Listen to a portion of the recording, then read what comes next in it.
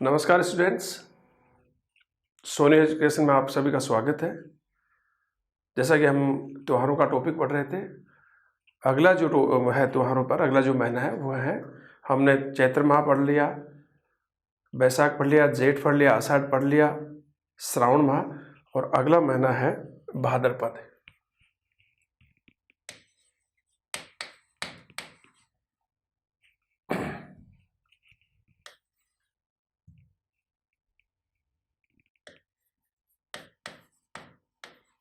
भाद्रपद माह, और भाद्रपद माह में अपन लेते हैं महीने का पहला पक्ष। कौन सा महीने का पहला पद? कौन सा? कृष्ण पक्ष। अब भाद्रपद माह में के कृष्ण पक्ष में पहला जो त्योहार आता है वो आता है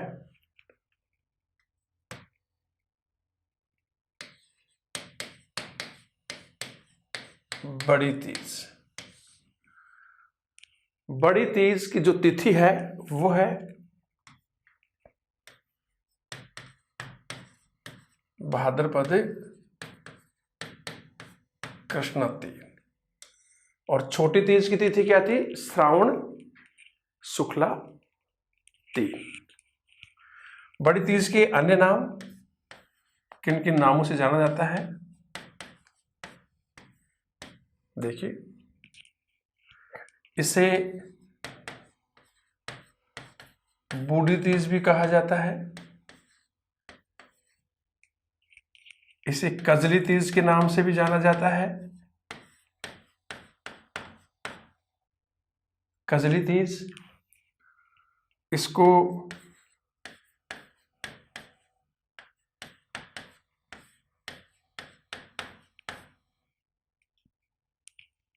सातुड़ी तीज के नाम से भी जाना जाता है।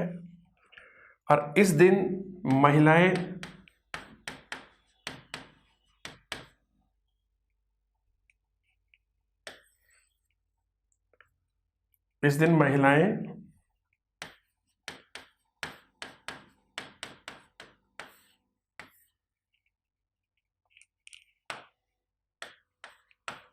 दिन भर निराहार रहकर रात को चंद्रमा के दर्शन करके भोजन करते हैं। चंद्रमा के दर्शन करते हैं, अर्घ्य देते हैं, जिसे अर्घ कहते हैं। उसके बाद भोजन करते हैं। पति की दीर्घायु के लिए महिला इस व्रत को करती हैं। इस दिन बूंदी में तीज माता की सवारी निकाली जाती है। और दोस्तों, तीज माता की जो सवारी निकाली जाती है, इसमें भगवान राम की मूर्ति होती है। ये क्वेश्चन भी आया था कि बूंदी में जो तीज माता की सवारी निकाली जाती है उसमें किसकी मूर्ति होती है? भगवान श्री राम की। इस दिन महिलाएं नीम के पेड़ और गाय के बछड़े की पूजा करते हैं। दोबारा देखिए, बड़ी तीज भाद्रपद कृष्णा तीज, छोटी तीज श्रावण शुक्ला तीज। बड़ी तीज को बूढ़ी तीज भी कहा जाता है, कजली तीज के नाम से भी जाना जाता है, सातुड़ी तीज भी कहते हैं इसको। और महिलाएं दिन भर निराहार रहकर रात को चंद्रमा के दर्शन करके उसे अर्घ्य देकर के भोजन करते हैं। और महिलाएं अपने पति की दीर्घायु, लंबी आयु के लिए इस व्रत को करती हैं। इस दिन बूंदी में तीज माता की सवारी निकाली जाती है, जिसमें भगवान श्री राम की मूर्ति होती है। महिलाएं नीम के पेड़ की पूजा करती हैं और गाय के बछड़े की भी पूजा करती हैं। अगला क्वेश्चन देखिए, अगला त्योहार भाद्रपद कृष्ण पक्ष का पहला त्योहार बड़ी तीज। दूसरा देखिए,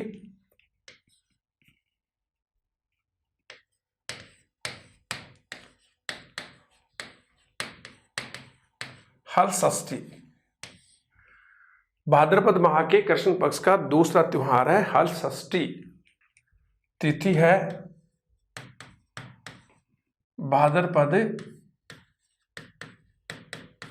कृष्णा 6, ये तिथि है। अब हल षष्ठी का त्योहार क्यों मनाया जाता है? तो देखिए दोस्तों, ये बलराम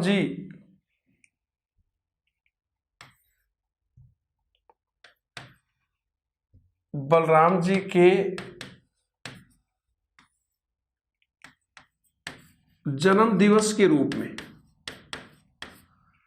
बलराम जी के जन्म दिवस के रूप में मनाया जाता है। बलराम जी कौन थे? भगवान श्री कृष्ण के बड़े भाई। इस दिन लोग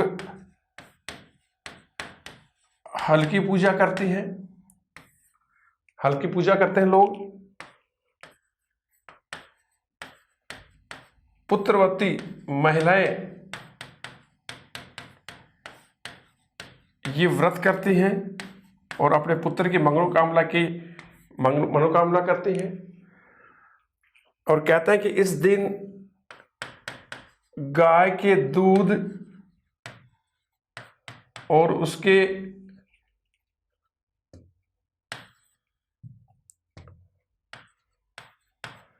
दही का प्रयोग नहीं किया जाता है। तो हल षष्ठी भाद्रपद कृष्णा 6 को ये भगवान श्री कृष्ण जी के बड़े भाई बलराम जी के जन्मदिन के रूप में मनाया जाता है। इस दिन लोग हल की पूजा करते हैं। किसान लोग, पुत्रवती महिलाएं ये व्रत रखती हैं अपने पुत्र की मंगल कामना के लिए और कहते हैं कि इस दिन गाय के दूध और दूध से बना दही का प्रयोग नहीं किया जाता है। तीसरा देखिए, भाद्रपद माह के कृष्ण पक्ष का तीसरा त्योहार है ऊब छठ।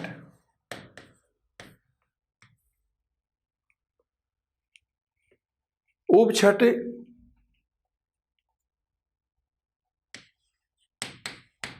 भाद्रपद कृष्णा 6 को यह त्योहार मनाया जाता है। ये इसकी तिथि है। इसे चंदन षष्ठी भी कहते हैं। ऊब छठ को क्या कहते हैं? चंदन षष्ठी के नाम से भी जाना जाता है। इस दिन भगवान सूर्य की चंदन और कमल के पुष्प से पूजा की जाती है। तो इस दिन भगवान सूर्य की किससे? चंदन और कमल के फूल से पूजा की जाती है और कहते हैं कि इस दिन कुंवारी कन्याएं दिन भर खड़ी रहकर ये व्रत करती हैं और ऊब छठ को शेखावाटी में चाना षष्ठी के रूप में भी जाना जाता है। चाना षष्ठी कहते हैं। बार देखिए, हल षष्ठी भाद्रपद कृष्णा 6 को ये बलराम जी, भगवान श्री कृष्ण के बड़े भाई बलराम जी के जन्मदिवस के रूप में मनाया जाता है। इस दिन हल की पूजा भी की जाती है। पुत्रवती महिलाएं ये व्रत रखती हैं। कहते हैं कि इस दिन गाय के दूध और उसके दही का सेवन नहीं किया जाता है। अगला हमने ऊब छठ लिया। ये भाद्रपद, ये भी कृष्णा 6 को आता है। इसे चंदन षष्ठी भी कहा जाता है। इस दिन भगवान सूर्य की चंदन और कमल के पुष्प से पूजा की जाती है। कहते हैं कि कुंवारी कन्याएं दिन भर खड़ी रहकर ये व्रत करती हैं और शेखावाटी में से चाना षष्ठी के नाम से भी जाना जाता है। तो पहला भाद्रपद कृष्ण पक्ष का पहला त्योहार हमने लिया कौन सा? बड़ी तीज। दूसरा हल षष्ठी। तीसरा त्योहार ऊब छठ और चौथा त्योहार हम ले रहे हैं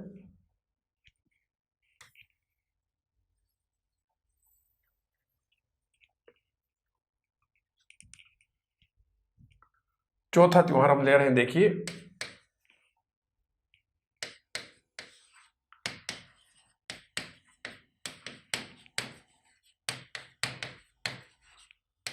कृष्ण जन्माष्टमी। कौन सा ले रहे हैं? कृष्ण जन्माष्टमी। ये कब आती है? भाद्रपद कृष्णा अष्टमी को, ये इसकी तिथि है। और सभी को पता है कि कृष्ण जन्माष्टमी क्यों मनाई जाती है। कृष्ण जन्माष्टमी भगवान श्री कृष्ण के जन्म दिवस के रूप में मनाई जाती है। तो ये भगवान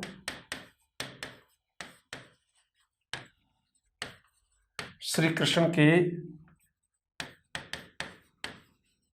जन्म दिवस के रूप में मनाई जाती है।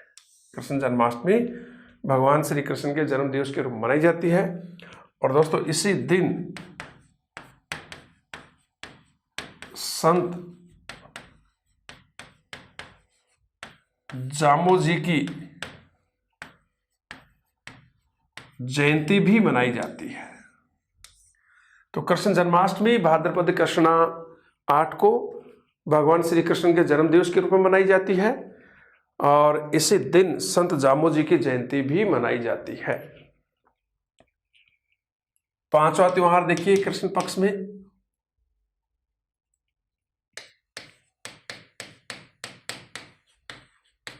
गोगा नवमी। और इसकी तिथि बहुत बार पूछा गया है, भाद्रपद कृष्णा 9। ये कि गोगा नवमी किस तिथि को आती है? भाद्रपद कृष्णा 9 या भाद्रपद कृष्णा 9 को कौन सा त्योहार मनाया जाता है? गोगा नवमी। और दोस्तों गोगा नवमी लोक देवता गोगा जी की पूजा की जाती है। गोगा जी भी पंचपीरू में से एक थे। और दोस्तों गोगा जी का जो मंदिर है वो हनुमानगढ़ जिले की नौहर तहसील के गोगा मेड़ी में है। और गोगा नवमी के दिन यहाँ पर एक विशाल मेले का आयोजन होता है। ये चर्चा हम जब मेले पढ़ेंगे उस समय विस्तार से करेंगे। छठा जो त्योहार है वो है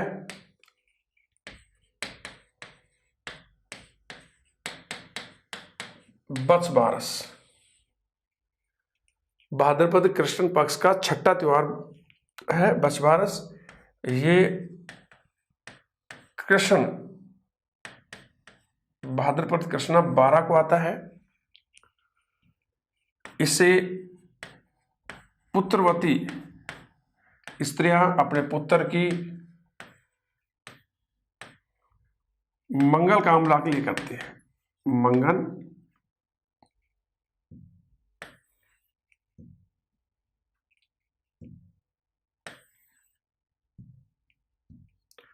पुत्रवती महिलाएं अपने पुत्र की मंगल कामना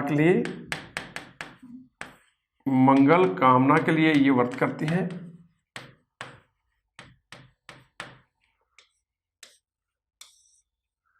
कहते हैं कि इस दिन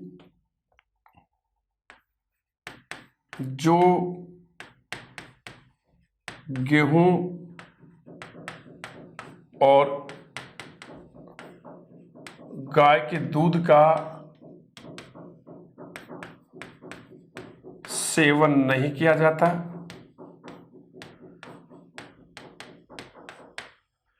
इनके स्थान पर अंकुरित अनाज का सेवन किया जाता है।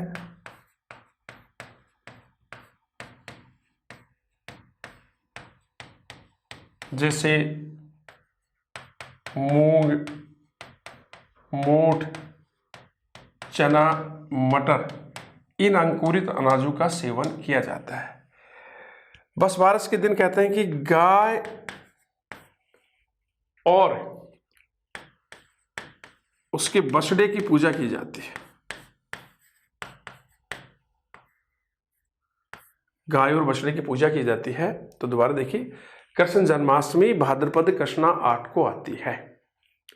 ये भगवान श्री कृष्ण के जन्म दिवस के रूप में मनाई जाती है। इसी दिन संत जामोजी का जन्म जयंती भी मनाई जाती है। अगला हमने लिया गोगा नवमी, ये भाद्रपद कृष्णा 9 को आती है। ये लोक देवता, इस दिन लोक देवता गोगा जी की पूजा की जाती है। बस बारस ये भाद्रपद कृष्णा 12 को आती है। पुत्रवती महिलाएं अपने पुत्र की मंगल कामना के लिए ये व्रत करती हैं। इस दिन कहते हैं कि जौ और गेहूं से बनी रोटी और गाय के दूध से बने किसी भी पदार्थ का सेवन नहीं किया जाता है। इसके स्थान पर अंकुरित अनाज का सेवन किया जाता है, जिसमें मूंग, मोठ, चना, मटर आदि के अंकुरित अनाज का। और इस दिन कहते हैं कि गाय और बछड़े की पूजा की जाती है। ये भाद्रपद कृष्ण पक्ष के 6 त्योहार थे। अब इसका हम लेंगे कृष्ण पक्ष व शुक्ल पक्ष, सॉरी, भाद्रपद माह का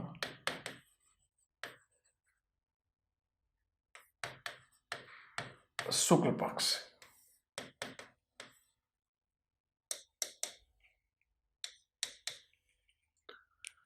इसमें पहला त्योहार है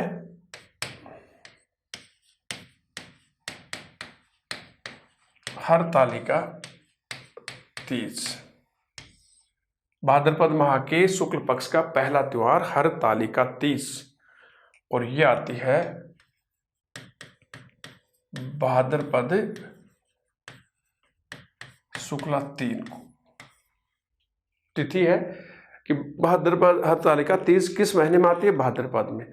भाद्रपद में भी कौन से पक्ष में? शुक्ल पक्ष में। इस दिन गौरी और भगवान शंकर का व्रत रखा जाता है, और ये व्रत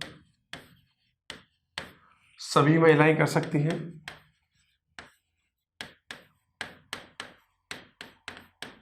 सभी महिलाएं कर सकती हैं, सधवा और विधवा दोनों कर सकती हैं। और इस दिन 13 प्रकार के पकवान बनाए जाते हैं। ठीक है। दूसरा देखिए, शुक्ल पक्ष में शिव चतुर्थी।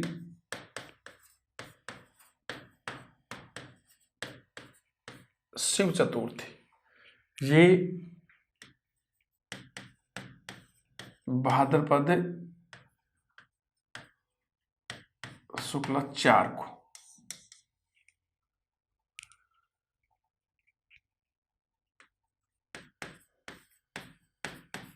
इस दिन महिलाएं अपने सास ससुर के लिए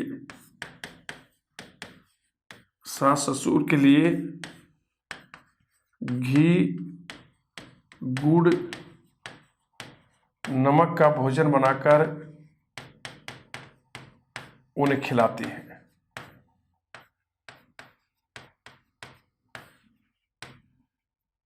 ठीक है।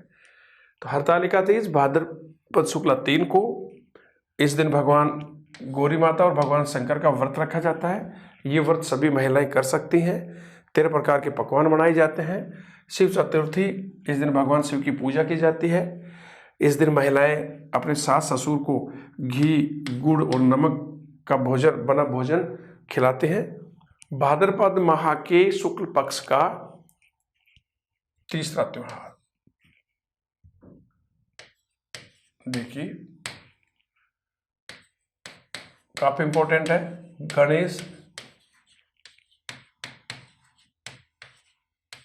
गणेश चतुर्थी। कब आती है चतुर्थी को? भाद्रपद शुक्ला 4 को।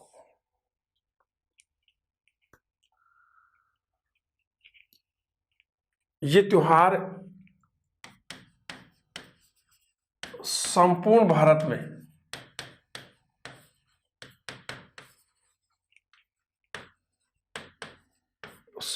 भारत में धूमधाम से मनाया जाता है, मुख्य रूप से महाराष्ट्र में, वैसे तो संपूर्ण भारत में मनाया जाता है, लेकिन यदि एक स्टेट की बात करें तो कहाँ मनाया जाता है? महाराष्ट्र में। संपूर्ण भारत में धूमधाम से मनाया जाता है, लेकिन महाराष्ट्र में सबसे ज्यादा लोकप्रिय है। ये भगवान श्री गणेश जी के जन्म दिवस के रूप में मनाया जाता है। गणेश जी के जन्म दिवस के रूप में मनाया जाता है। ये मुख्य रूप से बालकों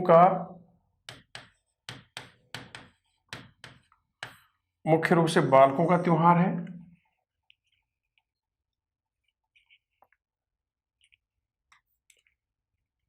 इस दिन महाराष्ट्र में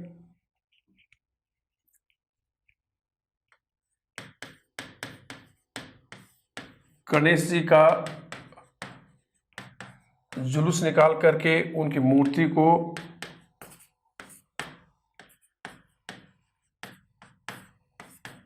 समुद्री जल में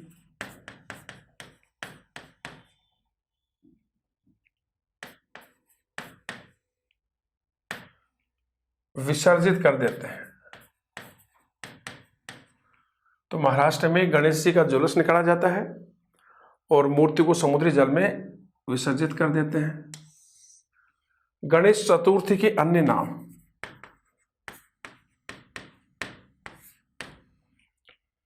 इसे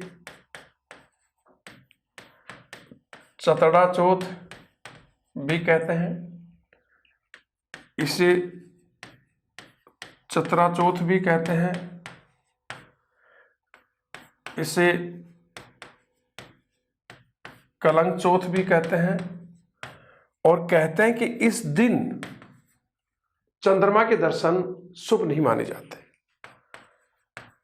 इस दिन चंद्रमा के दर्शन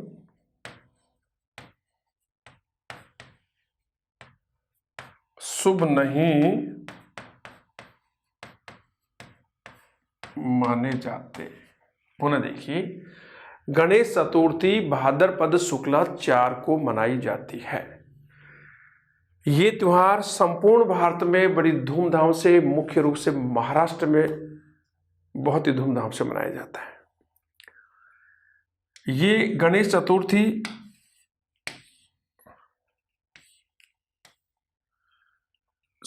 भगवान श्री गणेश जी के जन्म दिवस के रूप में मनाई जाती है। ये मुख्य रूप से किनका त्योहार है? बालकों का त्योहार है। महाराष्ट्र में इस दिन गणेश जी का विशाल जुलूस निकाला जाता है, फिर उनकी मूर्ति को समुद्री जल में विसर्जित कर दिया जाता है। गणेश चतुर्थी को निम्न अन्य नामों से भी जाना जाता है। इसको चतरा चौथ भी कहते हैं, इसे चतरा चौथ भी कहते हैं, इसे कलंक चौथ के नाम से भी जाना जाता है, और कहते हैं कि इस दिन चंद्रमा के दर्शन शुभ नहीं माने जाते हैं। और इस दिन ऐसा भी माना जाता है कि विवाहित पुरुषों का, नवविवाहित पुरुषों का सिंजारा भी इस दिन आता है।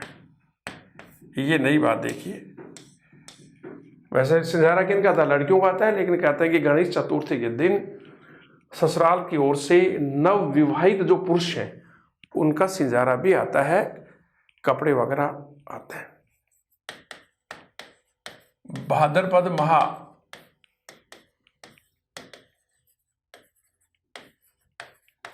शुक्ल पक्ष का चौथा त्योहार ऋषि पंचमी।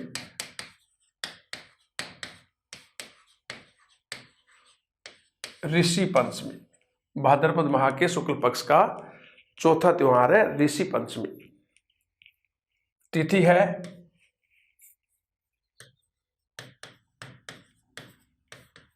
भाद्रपद शुक्ला 5।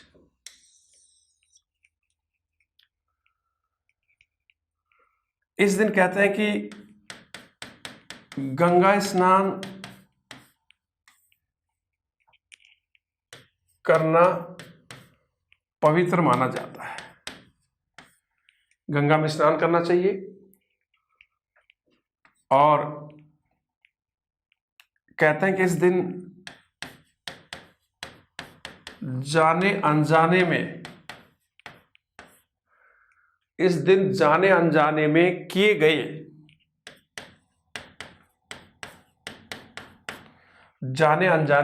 गए पापों का प्रायश्चित होता है। तो यदि जाने अनजाने में आपने कोई पाप किया है तो ऋषि पंचमी का व्रत आपको करना चाहिए। और जो क्वेश्चन आ चुका है इस त्योहार पर वो देखिए आप।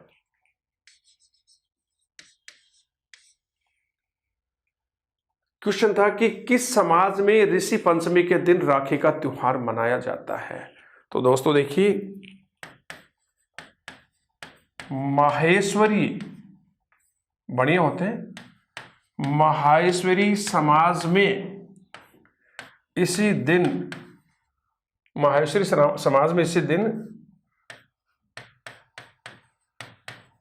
राखी का त्योहार मनाया जाता है। ये क्वेश्चन आ चुका है। दोबारा देखिए, ऋषि पंचमी भाद्रपद शुक्ला 5 को मनाई जाती है। कहते हैं कि इस दिन गंगा स्नान करना बहुत पवित्र माना जाता है और इस दिन कहते हैं कि अनजाने में किए गए पापों का प्रायश्चित भी हो जाता है। और माहेश्वरी समाज में राखी का त्योहार इसी दिन मनाया जाता है।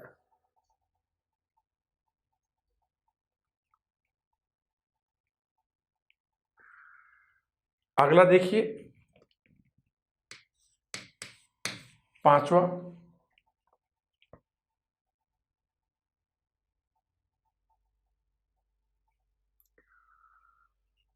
देखिए राधा अष्टमी।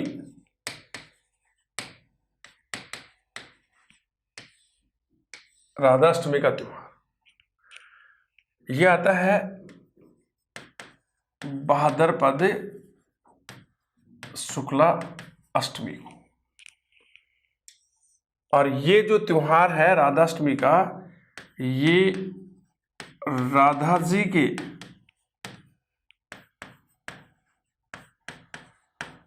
जन्म दिवस के रूप में मनाया जाता है। तो राधाष्टमी भाद्रपद शुक्ला 8 को और राधा जी के जन्म दिवस के रूप में त्योहार मनाया जाता है। और दोस्तों इसी दिन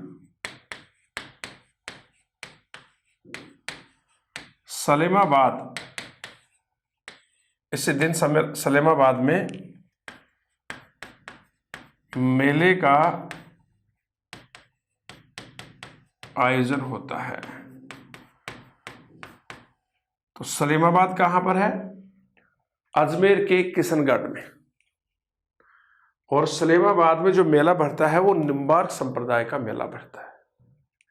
राजस्थान में निम्बार्क संप्रदाय की सबसे बड़ी पीठ सलेमाबाद में है और सलेमाबाद अजमेर के किशनगढ़ में रूपनगढ़ नदी के तट पर स्थित है। तो इस दिन ठीक है। तो राधाष्टमी भाद्रपद शुक्ला 8 राधा जी के जन्म दिवस के रूप में सलेमाबाद में इस दिन मेले का आयोजन भी होता है। और ऋषि पंचमी भाद्रपद शुक्ला 5 गंगा स्नान करना पवित्र माना जाता है। जाने अनजाने में किए गए पाप नष्ट हो जाते हैं। और सबसे बड़ी बात कि माहेश्वरी समाज में राखी का त्योहार इसी दिन मनाया जाता है। हमारा जो त्योहार है वो रक्षाबंधन, जो श्रावणी पूर्णिमा को मनाया जाता है। अगला त्योहार देखिए, अंतिम, देव झूलनी या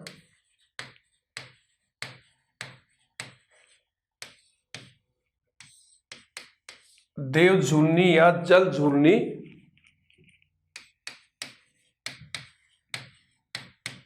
एकादशी। दोस्तों देव झूलनी या जल झूलनी एकादशी तिथि पूछी जाती है कई बार। भाद्रपद शुक्ला 11 को आती है और इस दिन भगवान की मूर्ति को पालकियों या बेवाणों में बैठा करके स्नान कराया जाता है, झुलाया जाता है। उसके बाद में फिर वापस मंदिरों में स्थापित कर दिया जाता है। तो इस एकादशी को भगवान की मूर्ति को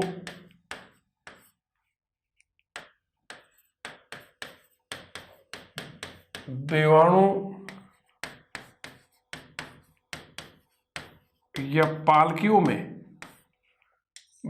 या पालकियों में बैठाकर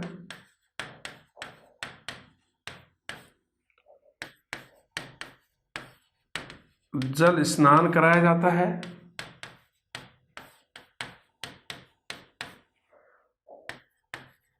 उन्हें झुलाया भी जाता है। ऐसा करना शुभ माना जाता है।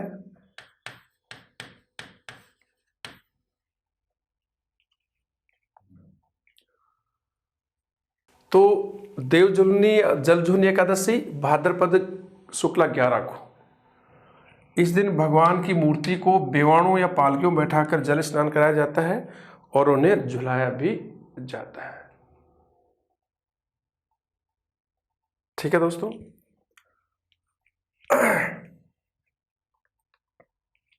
अब यहां एक नोट देखिए।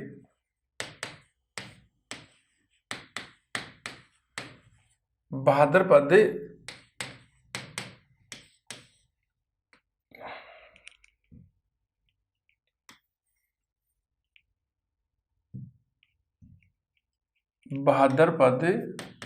ध्यान से देखना, भाद्रपद शुक्ला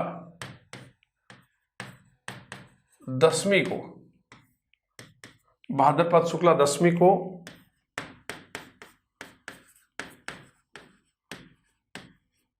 विश्वकर्मा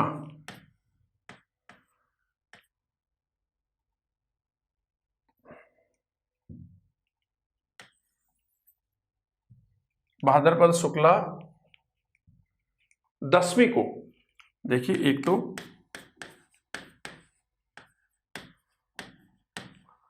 विश्वकर्मा जयंती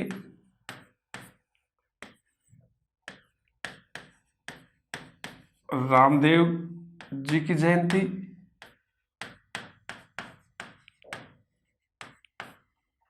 और तेजा दशमी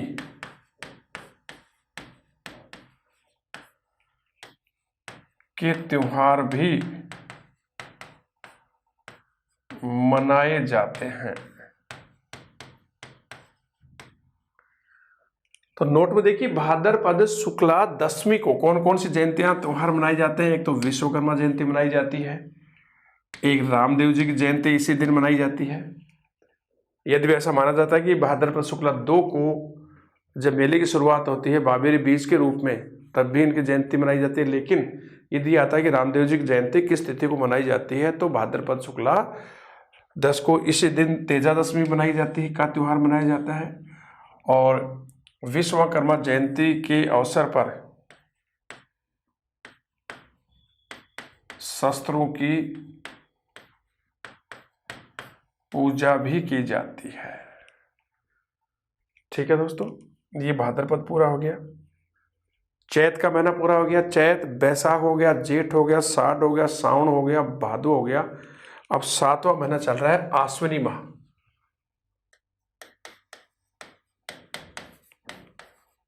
आश्विनी माह, आश्विनी माह में कौन से त्योहार है? तो आश्विनी माह के कृष्ण पक्ष में कोई त्योहार नहीं है। तो हम लेते हैं शुक्ल पक्ष,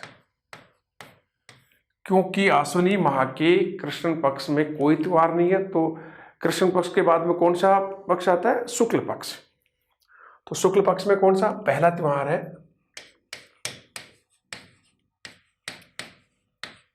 नवरात्रि का त्योहार।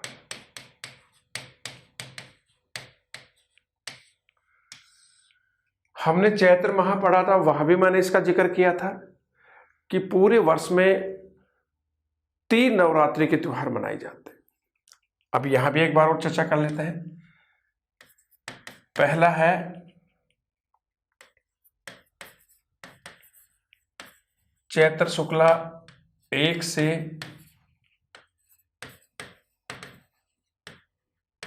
चैत्र शुक्ला 9 तक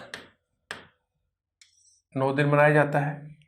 और इसको मैंने बताया था कि ये चैत्र शुक्ला 1 से लेकर चैत्र शुक्ला 9 तक जो नवरात्रि का त्योहार होता है, इसे हम क्या कहते हैं? बसंतीय नवरात्रा।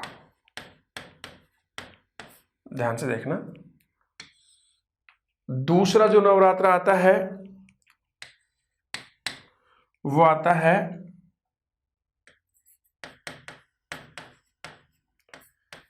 आश्विन शुक्ला 1 से आश्विन शुक्ला 9 तक, जो इस माह में आता है। और इसे हम क्या कहते हैं? शरदीय नवरात्रा।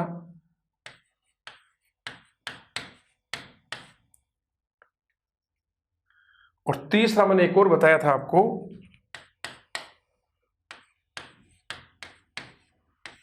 गुप्त नवरात्रा। ये उस समय मैंने बताया था चैत्र माह में, तो ये माघ शुक्ला 1 से माघ शुक्ला 9 तक गुप्त नवरात्रा मनाया जाता है। और तीनों ही नवरात्रों में ध्यान देना, तीनों ही नवरात्रों में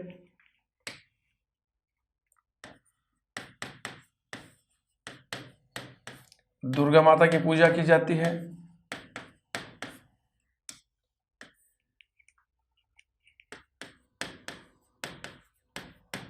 रामायण के पाठ किए जाते हैं। और 9वें दिन जो समापन के होते हैं, 9वें दिन 9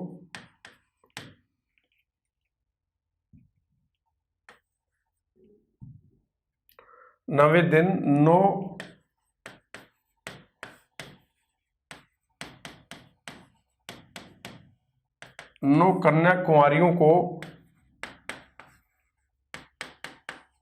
भोजन कराया जाता है। ये आपके नवरात्रा हैं। तो तीनों ही प्रकार के नवरात्रों में दुर्गा माता की पूजा की जाती है, रामायण के पाठ कराए जाते हैं। और जब 9वें दिन समापन होता है, उस दिन 9 कुंवारी कन्याओं को 9 कुंवारी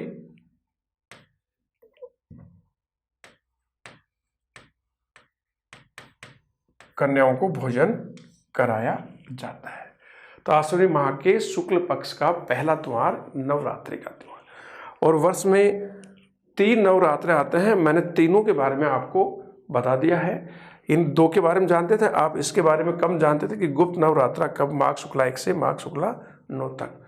और तीनों में ही ये चीज़ें दुर्गा माता की पूजा होती है, रामायण के पाठ होते हैं। और 9वें दिन 9 कुंवारी कन्याओं को भोजन करा के इनका समापन किया जाता है। आश्विनी माह के शुक्ल पक्ष का दूसरा त्योहार देखिए,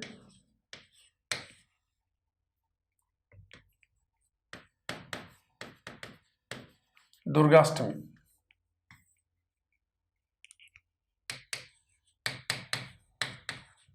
आश्विन शुक्ला 8।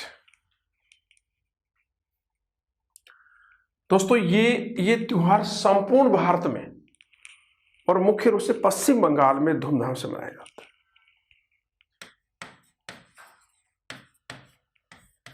संपूर्ण भारत में और मुख्य रूप से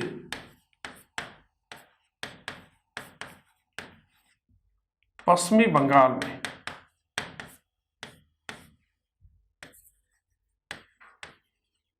धूमधाम से मनाया जाता है। तो दुर्गाष्टमी का त्योहार संपूर्ण भारत में मनाया जाता है, लेकिन सबसे ज्यादा कहाँ मनाया जाता है? पश्चिम बंगाल में बड़ी धूमधाम से मनाया जाता है।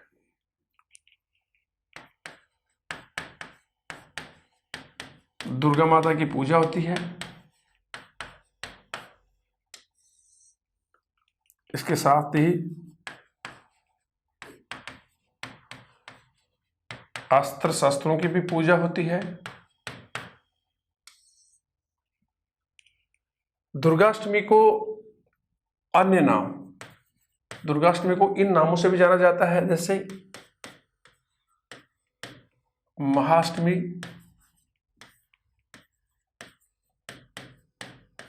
माताष्टमी और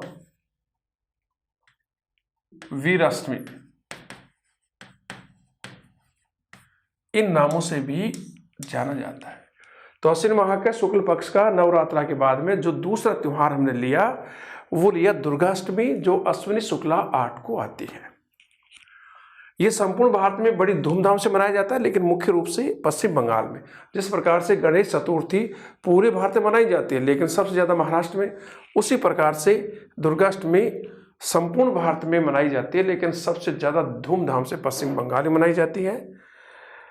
इस दिन दुर्गा माता की पूजा की जाती है, शस्त्र अस्त्रों की भी पूजा की जाती है। दुर्गाष्टमी को महाअष्टमी, माताष्टमी और वीर अष्टमी के नाम से भी जाना जाता है।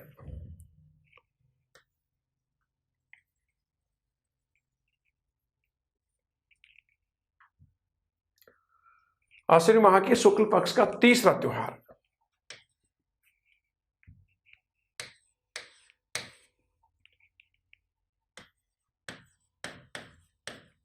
दशहरा।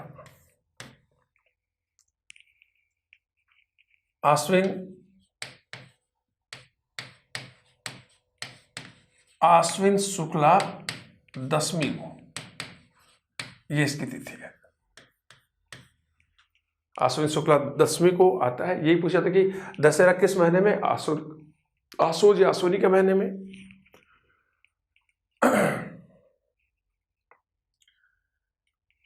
यह भी समस्त भारत में धूमधाम से मनाया जाता है और ये मुख्य रूप से भगवान श्री राम की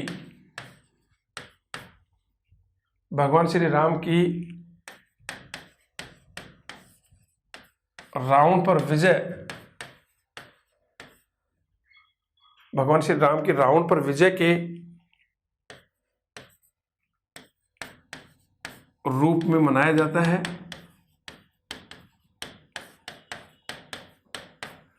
इसी कारण इसको विजयादशमी भी कहते हैं। भगवान श्री राम की ये विजय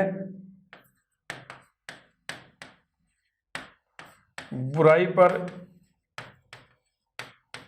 अच्छाई की, अधर्म पर धर्म की विजय मानी जाती है। तो दशहरा का त्योहार आश्विन शुक्ला दशमी को संपूर्ण भारत में मनाया जाता है और कहते हैं कि इस दिन भगवान श्री राम की रावण पर विजय के रूप में मनाया जाता है। भगवान श्री राम ने रावण का वध किया था, उनको मार दिया था, इसी कारण इसको विजयादशमी भी कहते हैं। ये भगवान श्री राम की रावण पर यह विजय बुराई पर अच्छाई की विजय थी और अधर्म पर धर्म की विजय मानी जाती है। इस दिन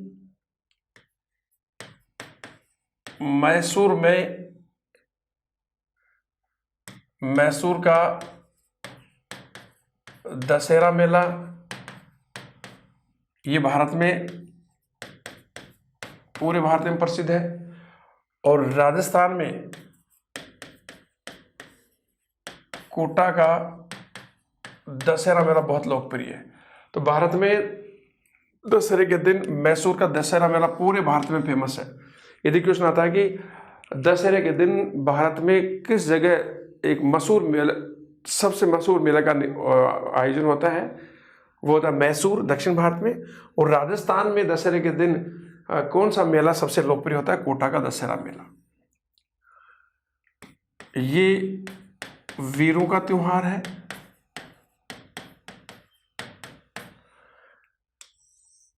और कहते हैं कि इस दिन लीलता पक्षी के दर्शन शुभ माने जाते हैं। यदि दशहरे के दिन लीलतास पक्षी के आपको दर्शन होते हैं तो बहुत ही शुभ माने जाते हैं। इस दिन खेजड़ी वृक्ष, जिसको हम सम्मी वृक्ष भी बोलते हैं, इस दिन खेजड़ी वृक्ष की पूजा की जाती है। ठीक है, दोबारा देखिए, दशहरे का त्योहार आश्विन शुक्ला दशमी को आता है। इस दिन भगवान श्री राम ने रावण पर विजय प्राप्त की थी। यह भगवान श्री राम की रावण पर विजय के रूप में मनाया जाता है, इसी कारण इसको विजयादशमी कहते हैं। भगवान श्री राम की ये विजय, रावण का वध करके ये विजय जो जीत की गई, ये बुराई पर अच्छाई की और अधर्म पर धर्म की विजय मानी गई थी। भारत में मैसूर का दशहरा मेला पूरे भारत में प्रसिद्ध है और कोटा का दशहरा मेला राजस्थान में प्रसिद्ध है। इसे वीरों का त्योहार भी कहते हैं। इस दिन कहते हैं कि नीलटास पक्षी के दर्शन शुभ माने जाते हैं और इस दिन खेजड़ी वृक्ष, सम्मी वृक्ष की पूजा भी की जाती है। अब यहां पर मैं आपके लिए एक क्वेश्चन लेके आ रहा हूं, उत्तर देना।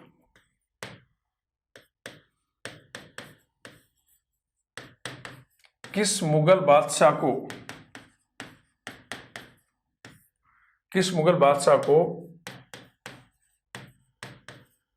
दशहरे का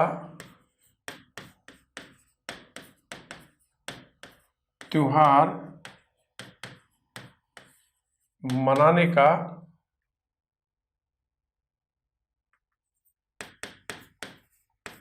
शौक था, पसंद था?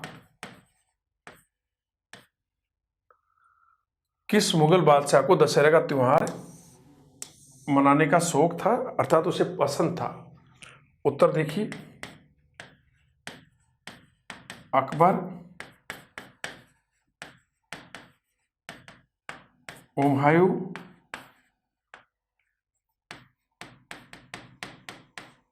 जहांगीर, शाहजहां। तो कौन सा मुगल बादशाह दशहरे का त्योहार मनाने में उसकी रुचि थी, उसे पसंद था, उसका शौक था? तो उत्तर दीजिए, अकबर, हुमायूं, जहांगीर। यदि आपका उत्तर जहांगीर है तो सही है। तो जहांगीर बादशाह, मुगल बादशाह को दशहरा का त्योहार मनाने का बहुत ही शौक, उसे पसंद था, वो दशहरे के त्योहार में शरीक होता। क्वेश्चन आ गया कि ऐसा कौन सा मुगल बादशाह है तो दशहरा का त्योहार मनाना पसंद करता था? तो मुगल बादशाह जहांगीर। ठीक है,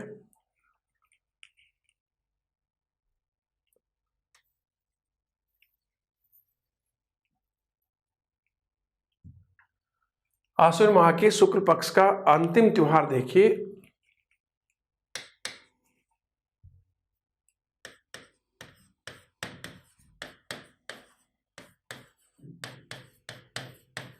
शरद पूर्णिमा। शरद पूर्णिमा देखिए, यह भी क्वेश्चन था कि शरद पूर्णिमा कब आती है, किस पूर्णिमा को शरद पूर्णिमा कहते हैं?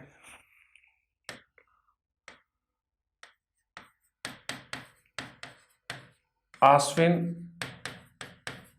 पूर्णिमा को ही शरद पूर्णिमा के रूप में जाना जाता है और ज्योतिषियों के अनुसार ऐसा माना जाता है कि चंद्रमा संपूर्ण वर्ष में इसी दिन षोडश, इसी दिन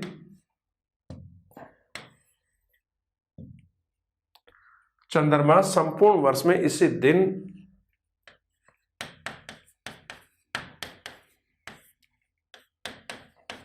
षोडश कलाओं में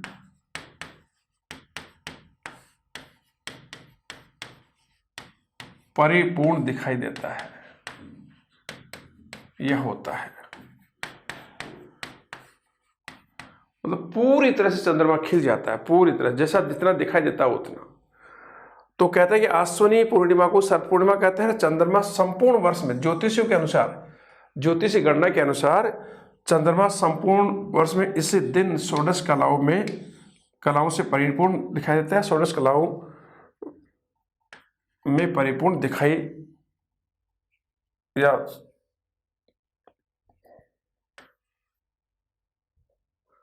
षोडश कलाओं पर पूर्ण दिखाई होता है, या षोडश कलाओं में दिखाई देता है। इस पूर्णिमा को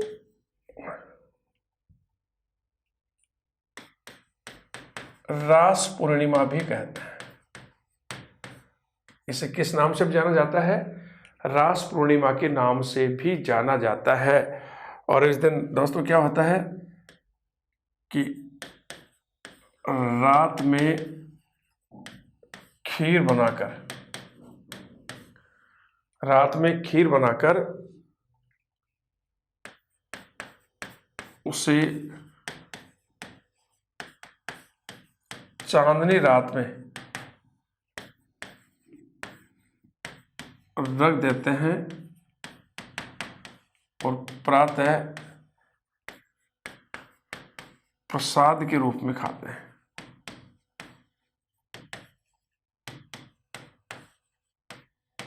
तो लोग इस दिन क्या करते हैं, रात में खीर बनाते हैं शाम को और उसे पूरी रात चांदनी रात में रख देते हैं, प्रातः फिर उसको प्रसाद के रूप मंदिरों में चढ़ा के प्रसाद के रूप में खाते हैं। कहते हैं कि उसका रंग एकदम नीला हो जाता है, पीला, और बहुत ही गुणकारी होती है। और इस दिन ये क्वेश्चन आया हुआ है, इस दिन झालावाड़ के खानपुर में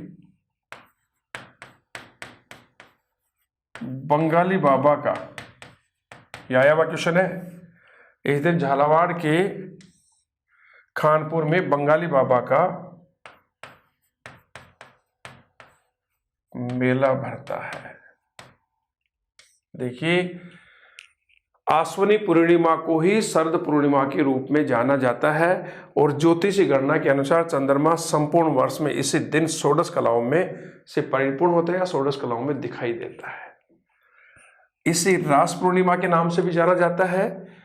इस दिन शाम को खीर बनाकर, रात में खीर बनाकर उसे चांदनी रात में रख दिया जाता है और सुबह प्रसाद के रूप में मंदिरों में चढ़ा करके उसको खाते हैं, बहुत गुणकारी माना जाता है। और इस दिन झालावाड़ में के खानपुर में बंगाली बाबा का मेला भी भरता है। नमस्कार दोस्तों, धन्यवाद। कल ये टॉपिक समाप्त हो जाएगा और जितने भी जो बचे हुए माह हैं, कल मैं उन टॉपिक्स को, उन त्योहारों के मेलों को त्योहारों को लेकर के, उन महीनों के त्योहारों को लेकर के आपके सामने पुनः हाजिर होऊंगा। नमस्कार।